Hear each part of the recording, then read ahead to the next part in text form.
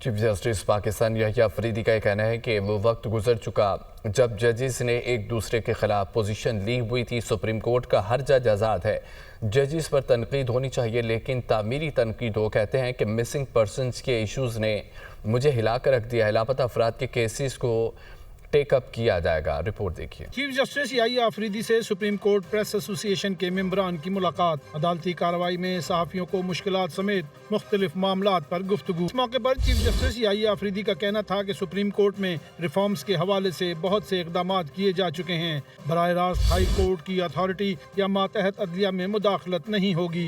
Urgent दरखास्तों की समाअत का mechanism भी बना रहे हैं। हमारे जजेस ने 8000 केसेस मुख्तसर वक्त में निपटाए हैं। इनका कहना था कि कोयटा गया तो 5 बार एसोसिएशंस ने मिसिंग पर्संस के बारे में शिकायत की।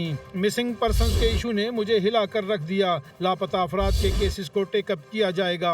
सिंधी और बलोच जजेस को तस्लीम किया जाना चाहिए। जस्टिस याहिया अफरीदी का कहना था, इंतखाबी उज़रदारियों को सुनने के लिए स्पेशल बेंचेस बनाए जा चुके हैं। जेलों के दौरों में कैदियों ने साल हर साल केसेस के फैसले न होने की शिकायत की।